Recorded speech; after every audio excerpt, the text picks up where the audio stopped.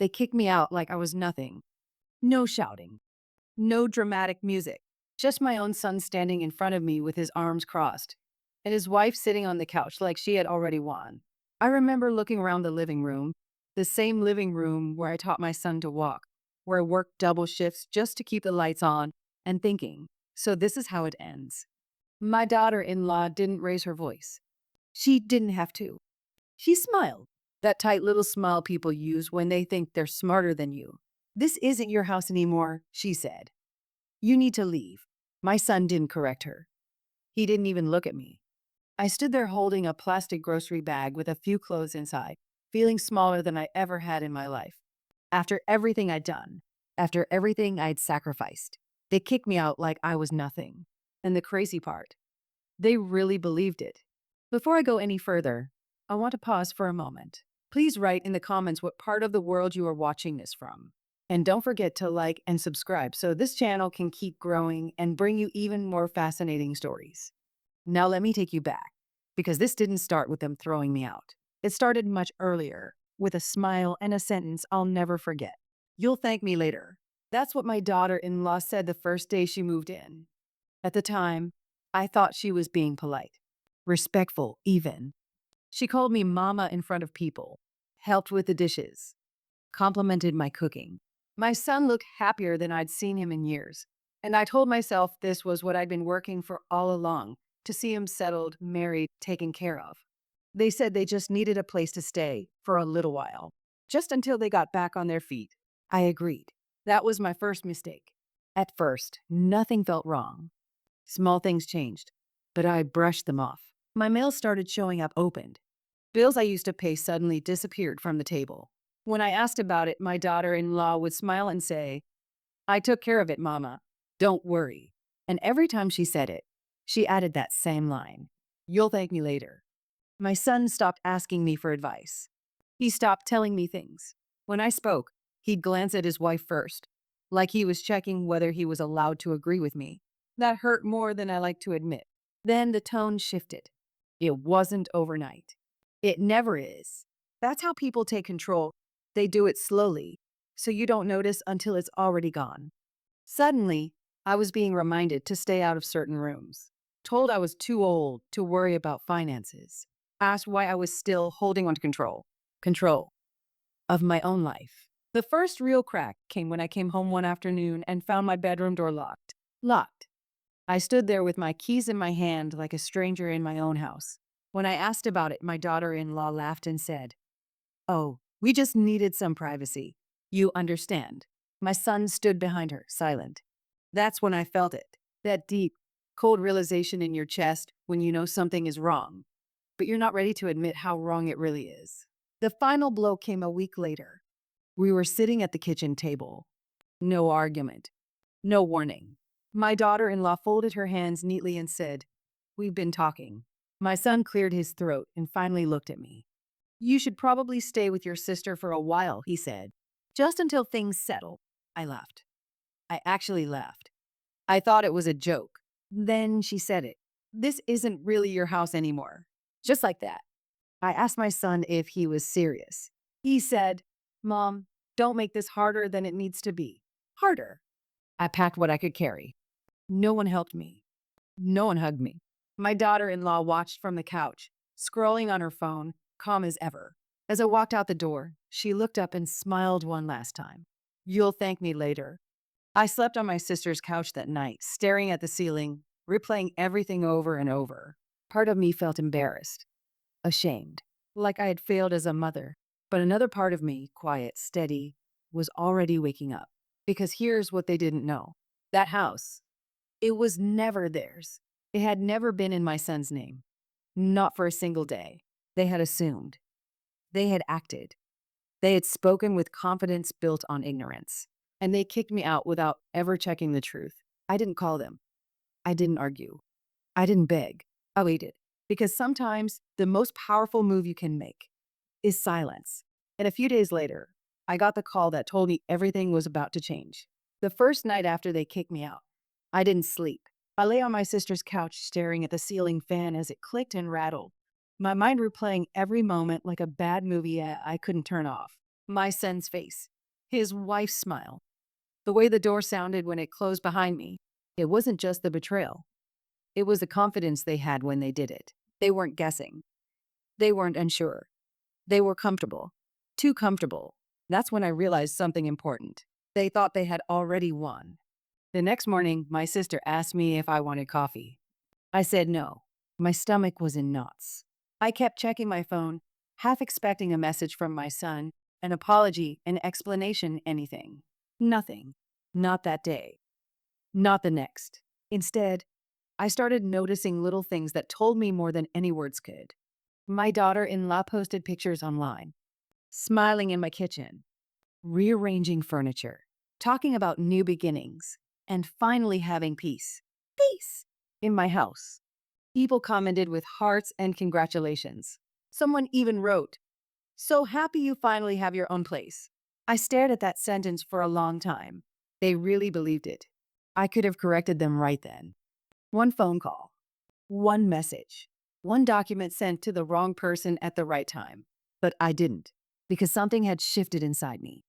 For years, I had been the one reacting, fixing, explaining, apologizing for things I never did. This time, I decided to do something different. I decided to watch. On the third day, I finally got a call, but not from my son. It was the utility company. The woman on the line sounded confused. She said there was an issue with a recent request to transfer services. Some paperwork didn't match their records. I thanked her and said I'd call back later. I didn't. On the fourth day, my sister came home from work and found me sitting quietly at the table with a folder open in front of me. Inside were documents I hadn't looked at in years. Deeds, records, signatures. Proof. She asked me why I was smiling. I just remembered something, I said. That night, I finally heard from my son. The message was short. "Mom, we need to talk." No apology. No concern about where I was staying. Just urgency. I didn't reply. 10 minutes later, my phone rang again. This time, it was his wife. Her tone was still polite, but there was something new underneath it. Tightness. Pressure. "There seems to be some confusion," she said. "About the house." I let a few seconds pass before answering. "What kind of confusion?" I asked. "Well," she said carefully, "some things aren't lining up the way we expected." Expected. I almost laughed. Instead, I said, "I'm sure you'll figure it out," and hung up. That's when the panic started. Over the next 2 days, I watched it unfold from a distance like a storm moving in slow motion. My son called 3 times, left voicemails asking me to clear something up, to help them understand. Help. The same word they'd used when they took control. Meanwhile, I started getting calls from numbers I didn't recognize. Banks. Offices. People asking questions that told me everything I needed to know. They were trying to do something with the house, and they couldn't. By the 6th day, my daughter-in-law showed up at my sister's door. She didn't bring my son. She didn't smile. She stood there with her arms crossed, eyes scanning the room behind me like she was assessing her options. "We need to fix this," she said. I invited her in, not because I had to, but because I wanted to see her sit across from me, knowing she no longer had control. She started talking fast, about misunderstandings, about stress, about how things had gotten out of hand. I let her talk. Then she said something that confirmed everything. "You never told us the house was still in your name." There it was. Not ours. Not family. Not shared. Your name. I leaned back in my chair and looked at her. "You never asked," I said. Her jaw tightened. "Why would we need to ask? You live like it wasn't even yours." That sentence told me exactly who she was. To her, ownership wasn't about truth. It was about dominance, about who spoke the loudest, who acted the boldest. She stood up abruptly. "So what are you going to do?" she asked. I shrugged. "Nothing," I said. "For now." That answer scared her more than anything else I could have said. She left without another word. That night, my son finally called again. His voice sounded smaller than I'd ever heard it. "Mom," he said, "we didn't know."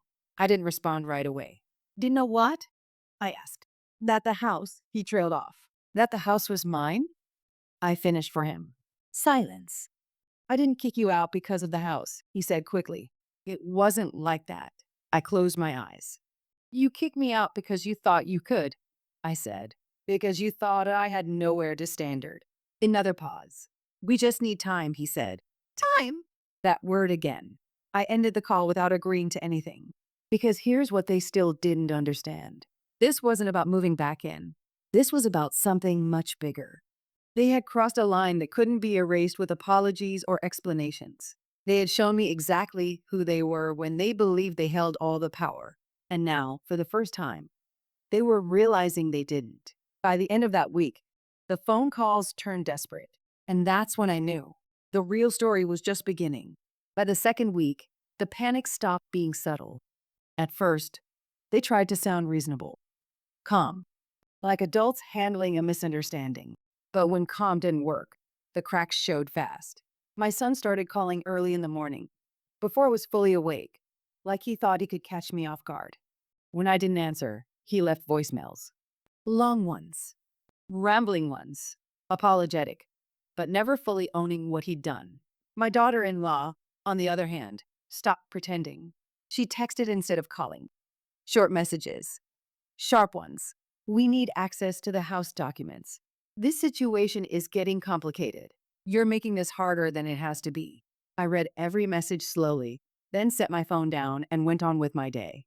Because for the first time in a long time, I wasn't reacting. I wasn't scrambling to fix their mess.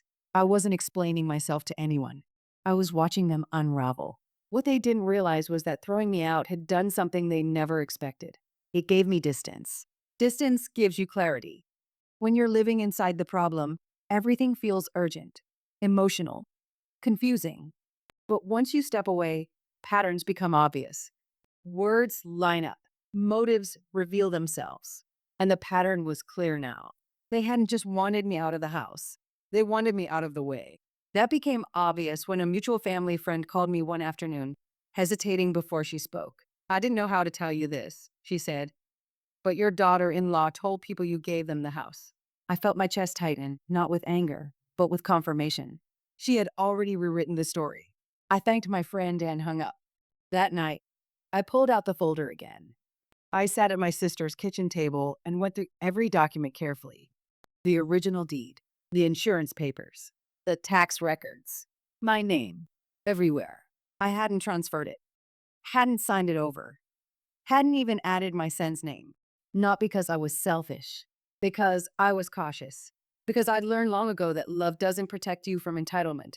By the third week, the tone of the messages changed again. Now they were scared. The house utilities were in limbo. The bank wouldn't approve anything. Someone had told them they couldn't make decisions without the owner present. And for the first time, the word owner wasn't theoretical. It was me. My son finally showed up in person. He stood on my sister's porch looking tired, older, like the weight of his choices was finally pressing down on him. I just want to understand, he said once we were inside. I sat across from him, calm. Then listen, I said.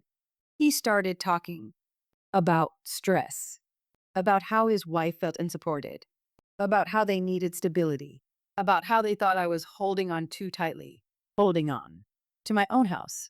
I let him talk until he ran out of words. Then I asked him one question.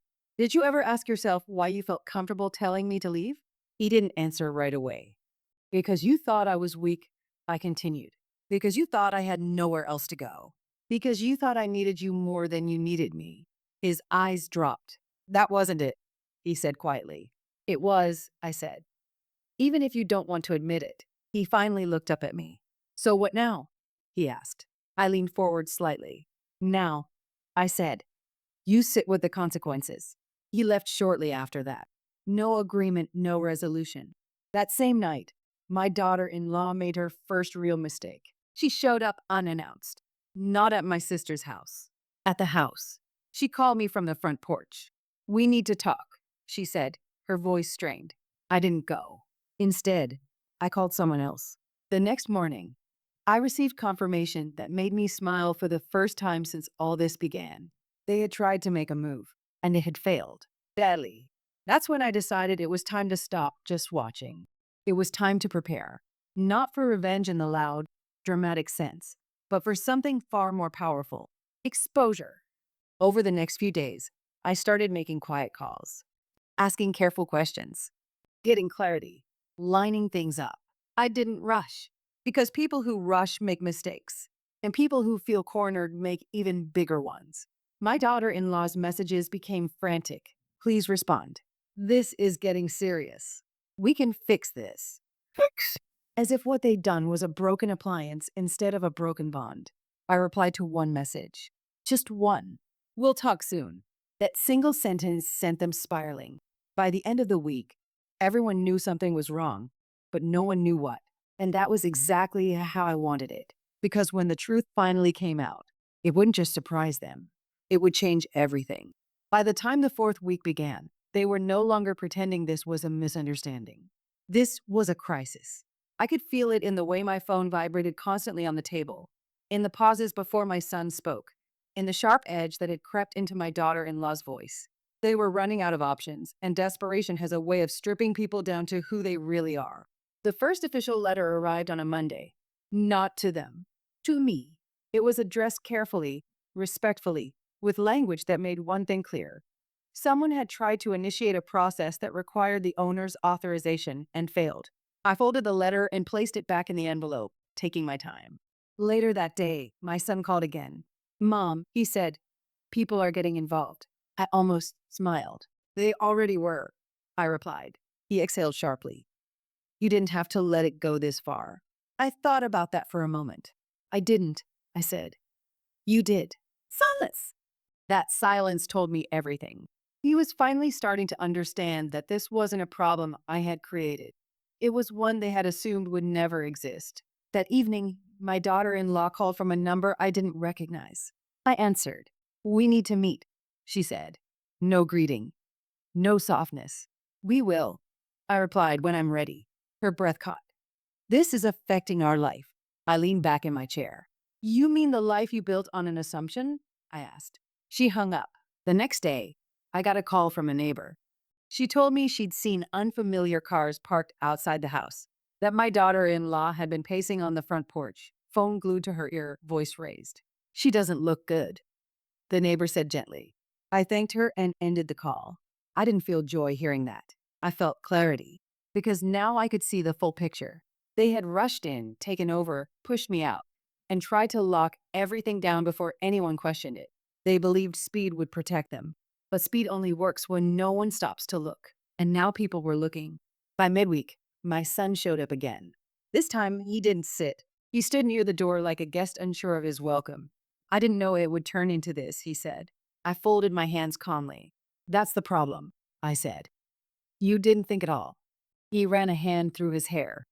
She said you wouldn't mind, that you were ready to let go. She decided that for me, I replied. And you let her. His shoulders sagged. That was the moment I saw it, the realization finally breaking through. Not guilt, not remorse. Fear. Fear of losing what he thought was secure. Fear of explaining this to others. Fear of the truth. He asked me what I wanted. I told him the truth. I want accountability, I said. And I want respect. He nodded slowly, like he was trying to convince himself he understood. But understanding isn't the same as accepting. That night, I received a message from my daughter-in-law that crossed a line. You're ruining your own family. I stared at that sentence for a long time. Then I typed back. You ruined it the moment you told me to leave my own house. She didn't reply. The next day, something unexpected happened. Someone else reached out. Someone with authority. The conversation was brief, professional, and unmistakably serious. There were questions, clarifications, timelines. I answered honestly. When the call ended, I sat in silence, knowing the direction had shifted again. This was no longer just a family matter. By Friday, the house felt heavy, even from a distance. My neighbor said the lights were on late into the night, that voices carried through the open windows, that the tension was visible from the street. They were fighting, not just with me, with each other. Pressure does that. It forces people to turn inward when they can't control the outside. My daughter-in-law finally asked to meet in person. Neutral place, public controlled. I agreed. She arrived early. I arrived on time. She didn't look like the woman who had smiled while telling me to leave. Her confidence was cracked. Her words rehearsed. She started by saying she never meant to hurt me. I stopped her. You meant to remove me, I said. The hurt was just collateral. Her eyes flickered. She asked me what I planned to do. I told her the truth. I'm going to reclaim what's mine, I said, and I'm going to make sure everyone understands how we got here. Her face went pale. You wouldn't, she said. I already am, I replied. That was the moment she realized she had misjudged me completely. She had thought silence meant weakness. She had thought patience meant surrender. She had thought age meant irrelevance. She was wrong on all counts, because when people underestimate you, they give you space, and space is where power grows. As we stood to leave, she said something that told me how desperate she had become. If you do this, she whispered, there's no going back. I looked at her calmly. There was no going back the day you locked me out of my own room. I walked away. And as I did, I knew the next step would change everything, not just for them, but for the story they had told everyone else. The moment I walked away from that meeting, I felt it. Not relief, not victory, momentum.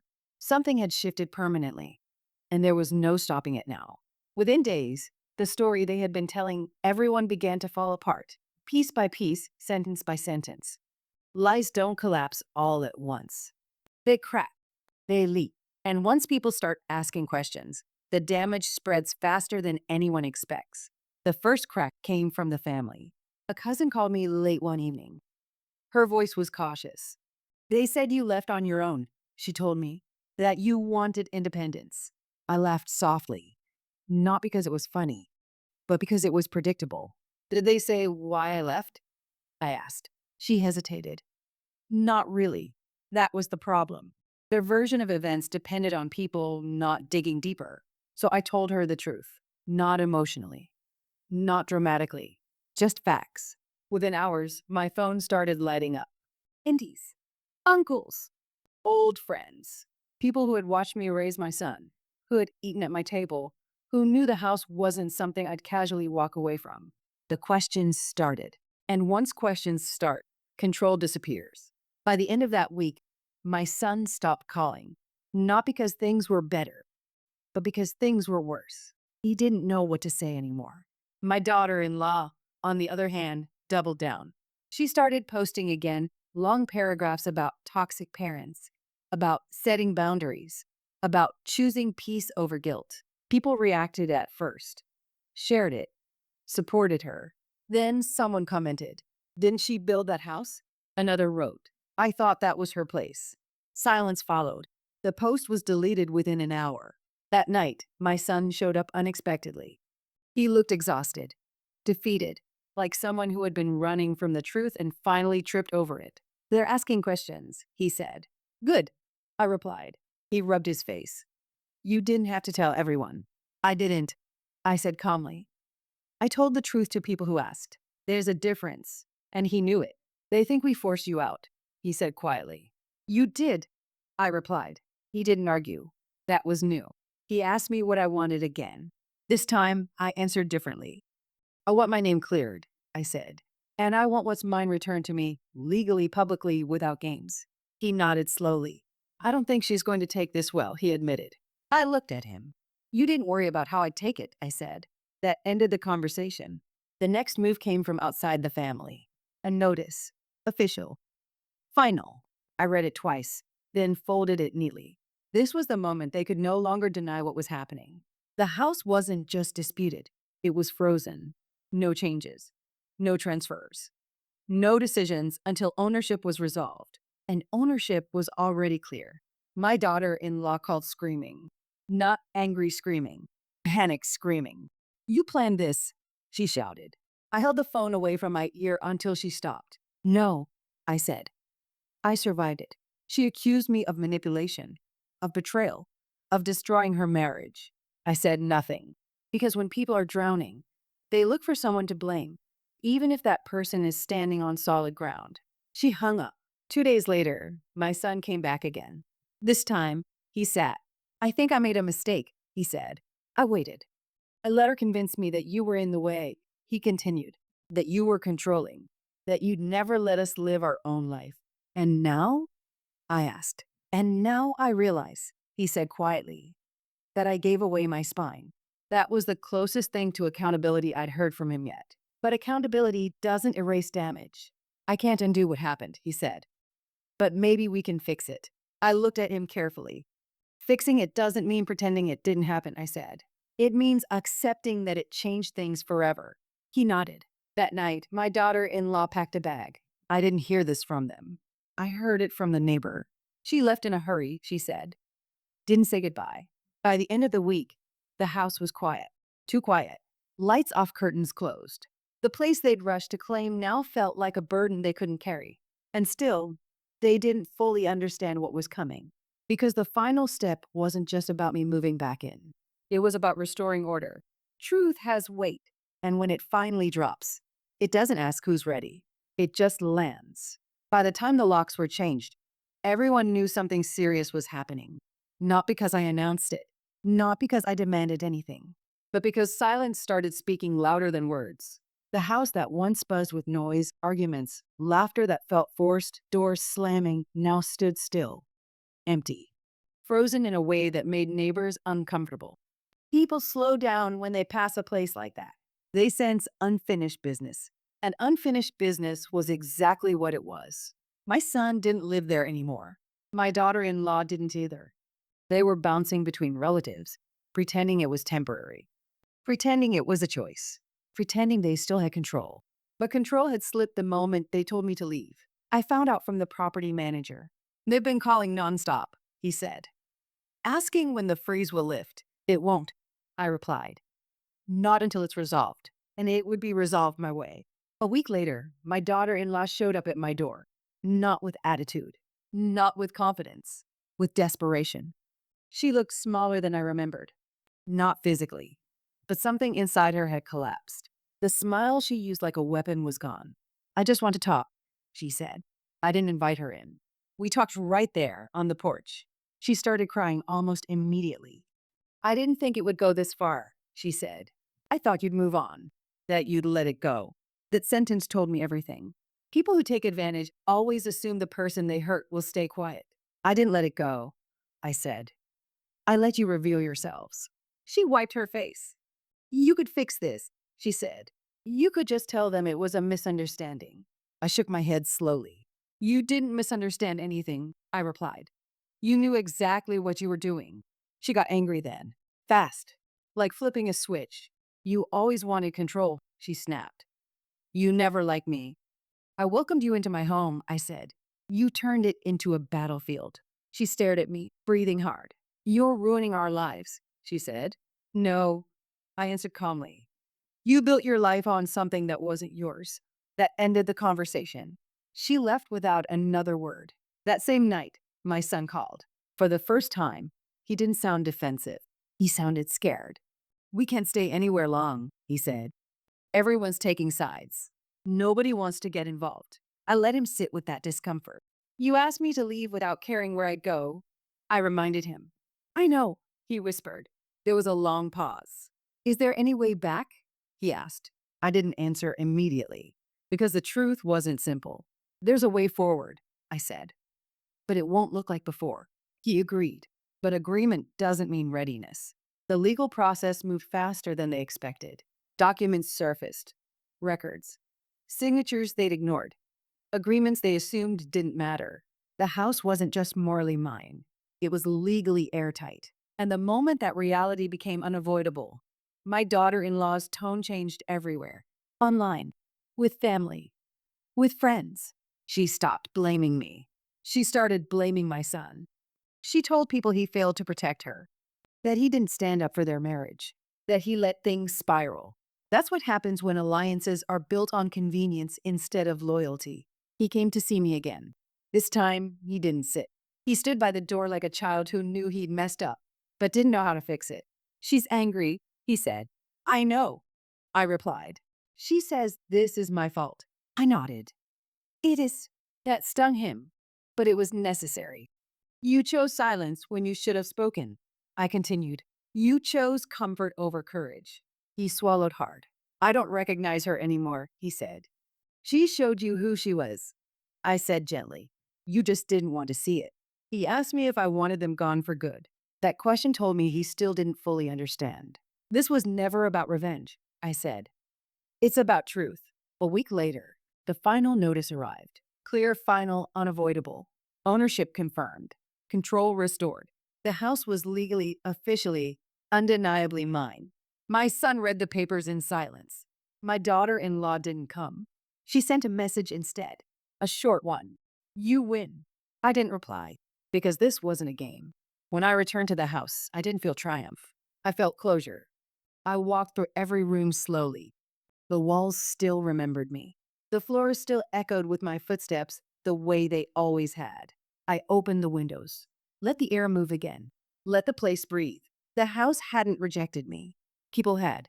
And now the house was quiet again, but not empty. That night, my son asked if he could come over. Alone. I said yes. He stood in the living room, looking around like someone visiting a place they once tried to erase. I'm sorry, he said. Not dramatically. Not loudly. Just honestly. I believe you, I replied. But belief doesn't erase consequence. The next chapter wasn't going to be comfortable for him. Or for her. Because truth doesn't just take back what's stolen. It rearranges everything. And they were about to learn that some doors, once closed, never open the same way again. After I moved back in, the house didn't feel like a victory. It felt like a reckoning. Every room carried memory, not just of better times, but of the moment everything went wrong. I didn't rush to change anything. I let the space remind me why boundaries matter. Meanwhile, my son and his wife were unraveling. Not loudly, quietly, which is always worse. People stopped returning their calls. Family dinners became tense or didn't happen at all. Invitations dried up. Sympathy shifted. Once the truth came out, no one wanted to be associated with the mess. My daughter-in-law noticed it first. She called me again. This time, her voice wasn't angry. It was hollow. They look at me differently now, she said. That's because they see you clearly, I replied. She accused me of poisoning people against her. I reminded her that poison only works if it's already there. She hung up again. My son showed up days later, unannounced. He looked older than his age. Lines around his eyes I'd never noticed before. I didn't think it would cost me this much, he admitted.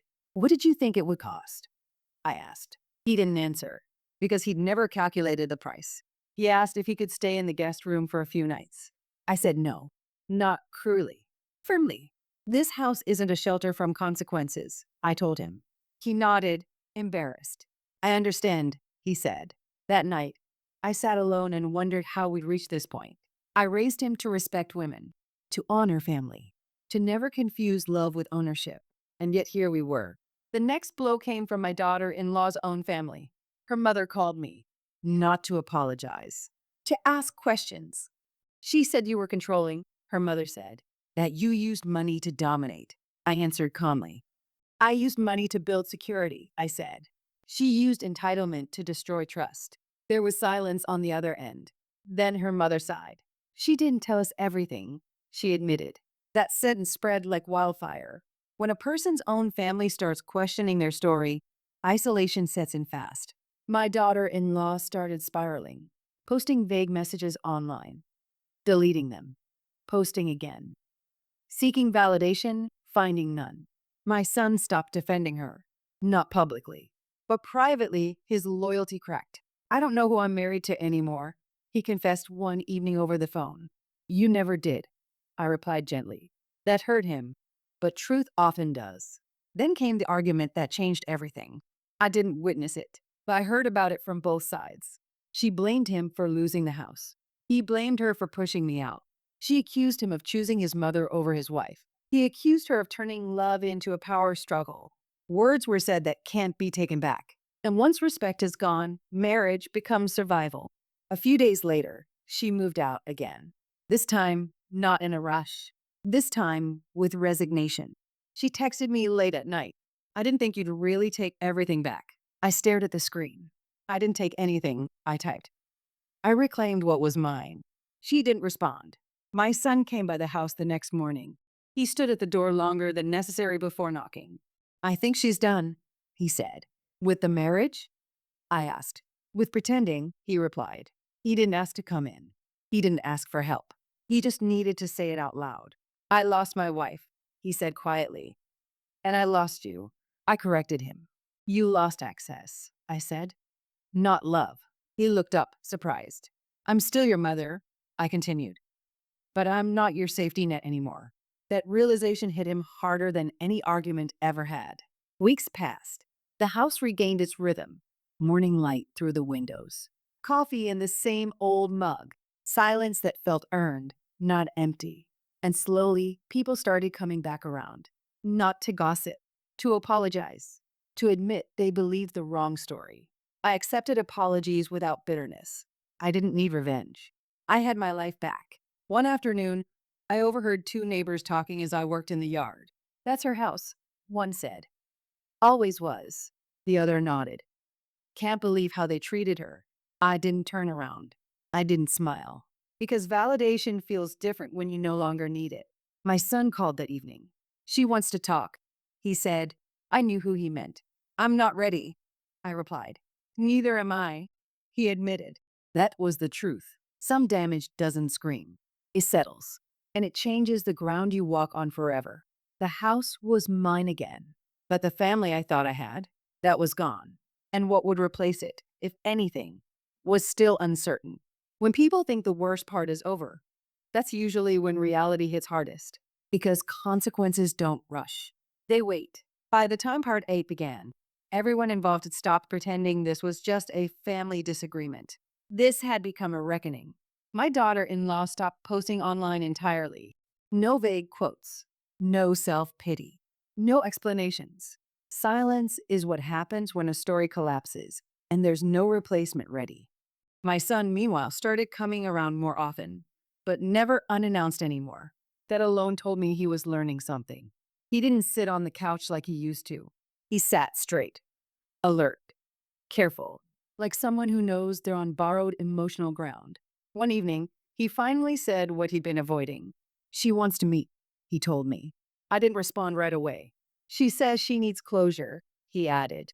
I almost laughed, but stopped myself. Closure is what people ask for when they've lost control of the ending. What does she want to close? I asked. He exhaled slowly. She wants forgiveness. That word landed heavy, not because forgiveness is rare, but because it's often demanded instead of earned. I'm not angry, I said. But forgiveness isn't a meeting, it's a process.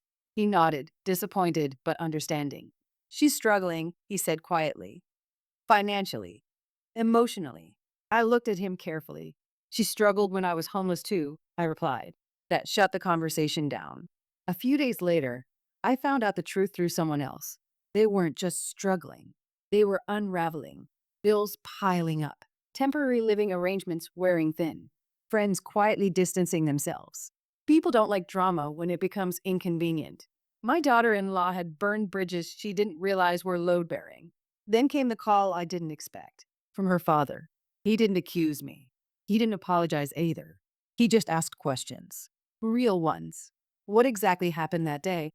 He asked. I told him. Calmly. Clearly. Without emotion. When I finished, he was silent for a long time. She never told it like that. He finally said. She rarely does. I replied. That call changed something. Because when parents stop shielding their adult children, accountability finally has room to breathe. A week later, my son told me she was considering separation. Not dramatically, practically. She's tired, he said. And I think she knows she pushed too far. I didn't respond with sympathy. I responded with truth. She didn't push too far, I said. She just pushed someone who refused to fall. That night, I slept peacefully. Not because anyone else was suffering, but because I no longer carried guilt that wasn't mine. The next major shift came when my son asked to move back in. Not permanently. Just until I get on my feet, he said. I looked at him for a long moment. This was the test. Not of my love, but of his growth. This house isn't a reset button, I told him. It's not where you hide from mistakes. I know, he said quickly. I need stability. You had stability, I replied. You threw it out with me. That stung. Good. But I didn't close the door completely. I'll help you, I said. But not by undoing consequences. He listened. Finally. I'll help you find a place. I continued. I'll guide you. Advise you, but you won't live here. He nodded. I deserve that, he admitted. That sentence told me everything I needed to know. Meanwhile, my daughter-in-law tried a different approach. She sent a message not to me, but to a family group chat. Long, emotional, framed herself as misunderstood, overwhelmed, trying her best. No mention of the house. No mention of forcing me out. No mention of entitlement. People responded politely, briefly. Some didn't respond at all.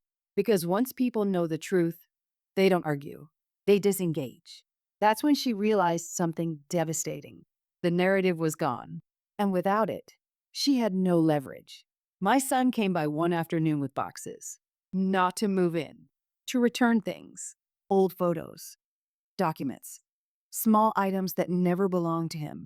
He set them carefully on the table. I should have done this sooner, he said. Yes, I agreed. He hesitated. Do you think she'll ever forgive me? He asked. I met his eyes. Forgiveness isn't what fixes marriages, I said. Respect does. He nodded slowly. That night, I walked through the house again. This time, it felt different, not haunted, resolved. I didn't win. I reclaimed. And that distinction matters because winning feeds ego. Reclaiming restores balance. And balance, once restored, doesn't beg anyone to stay. By the time the papers were mentioned out loud, nothing about the situation felt sudden anymore. It felt inevitable. My son didn't come right out and say it at first. He circled the truth like he was afraid it might bite him if he named it. She's talking to a lawyer, he said quietly one afternoon. I nodded, as if he'd just told me the weather. About separation, he added. I still didn't react. Because once a marriage reaches the point where lawyers are involved, emotions are already exhausted. What's left is damage control. She says she needs to protect herself, he continued. That's what people say when they realize they don't control the story anymore, I replied. He sighed. I didn't think it would end like this. I looked at him carefully. You didn't think at all, I said. That's why it ended like this. He didn't argue. That alone told me how far he'd come. A few days later, she finally asked to meet me. Not through him. Directly. The message was short. I need to talk, just us. I read it twice, then once more. And for the first time since all this began, I said yes. We met in a public place. Quiet. Neutral. No home field advantage for either of us. She arrived early. That surprised me. She looked different. Not broken. Stripped. The confidence she once wore like armor was gone. What remained was a woman facing consequences she never imagined applying to her. She didn't smile. Neither did I. I won't take much of your time, she said. Good, I replied. Neither will I. She took a breath. I didn't think you'd actually go through with it, she admitted. I thought you'd back down. Mothers usually do. That sentence confirmed everything I'd ever suspected. You mistook patience for weakness, I said calmly. She nodded slowly. I was wrong. Yes, she was. I blamed you for everything, she continued. But the truth is, I pushed him. I wanted control. I thought if I got you out of the picture, everything would fall into place. And did it? I asked. She shook her head. Everything fell apart. Silence settled between us. I'm not here to ask for the house, she said quickly. I know that's over. Good, I replied. I need you to know I didn't mean for it to go this far. I leaned forward slightly. Intent doesn't erase impact, I said. An apology doesn't restore trust. Her eyes filled, but no tears fell. I don't expect forgiveness, she said. I just wanted to say it out loud. I stood. So did I replied. That was the meeting. No hugs, no reconciliation, no dramatic closure. Just truth, finally spoken where it couldn't hide. When I got home, my son was waiting. He didn't ask what she said. He already knew. She told me you met, he said. Yes. Did she apologize? In her way. He nodded. I think we're done, he said quietly. With the marriage? With the pretending, he answered. The divorce moved faster than either of them expected. Not because there was much to divide, but because there was little left to save. She moved out of state to stay with relatives. He stayed nearby, starting over in ways that humbled him. No house, no image, no illusion of authority, just reality. And reality is a brutal teacher, but an honest one. One evening, weeks later, he came by with groceries. Not for himself, for me. I know you didn't ask, he said. I just wanted to. I accepted them, not because I needed them, but because he needed to give. We sat at the table, not as equals, not as enemies, as two adults learning each other again. I'm not asking to move back, he said quickly. I know better now. I smiled faintly. That's good, I replied. He hesitated. Do you ever regret it? He asked. Standing your ground? I thought about it, about the nights alone, about the betrayal, about the cost. No, I said. I regret that it was necessary. He nodded. That night, after he left, I walked through the house one last time, not to inspect, not to remember, but to acknowledge something important. This house didn't just shelter me, it revealed people. It exposed entitlement. It demanded accountability. And in the end, it gave me something far more valuable than comfort. It gave me peace. Because when you stop begging for respect, you find out who was never willing to give it. And once you know that, you never let them take your power again. After the divorce was finalized, everything went quiet. Not the uncomfortable silence of things left unsaid, the earned kind. The kind that comes after a long storm when the air finally settles and you realize you survived. My daughter-in-law disappeared from my life completely. No messages, no indirect apologies, no last attempts to rewrite the ending. She moved on, carrying whatever version of the story she needed to live with herself. And that was fine, because closure doesn't require participation from both sides. My son, however, didn't disappear. He changed, which is harder. He stopped calling daily, stopped asking for advice he didn't plan to follow, stopped assuming my presence meant availability. Instead, when he came by, it was intentional, respectful, measured. He knocked now, every time. One afternoon, months later, he showed up looking different, not defeated, but grounded. I got a promotion, he said. I smiled. Genuinely. That's good, I replied. I earned it, he added quickly. On my own. I nodded. That matters. He looked around the house, slower than before. I used to think this place was just walls, he admitted. Something I could take or leave. And now? I asked. And now I see it was stability, he said. Something I mistook for permanence. That was growth. Late, costly, but real. We sat at the table like we used to, except now. There was space between us that neither of us tried to close. Not emotionally, respectfully. I don't expect things to go back to how they were, he said. They won't, I replied. I know, he said quickly. I just wanted to say, thank you. For what? I asked. For not saving me, he said. That caught me off guard. You let me fall, he continued. You let me feel the weight of my choices. I held his gaze. That was the hardest thing I've ever done, I said. He nodded. I believe that now. Later that week, I ran into a neighbor at the store. She smiled warmly. You seem lighter, she said. I am, I replied. You've been through a lot. Yes, I said, but I kept what mattered. She nodded, understanding more than words could explain. The truth is, people assume strength looks like anger. It doesn't. Strength looks like restraint, like knowing when not to explain yourself, like letting silence teach lessons words never could. One evening, my son called, not to talk about himself, to ask about me. How are you really? He asked. I'm at peace, I replied. He paused. I don't remember the last time you sounded like that. That's because I stopped negotiating my worth, I said. He was quiet. I wish I'd learned sooner, he admitted. Most people do, I replied. Some never learn at all. Time passed. Seasons changed. The house felt fully mine again, not just legally, but emotionally. I redecorated slowly, not to erase the past, to honor the future. One day, while cleaning out a drawer, I found an old photo. My son as a child, standing proudly in the living room, holding a toy hammer and building, he'd said back then. I smiled. Life has a way of returning lessons to us, just in different forms.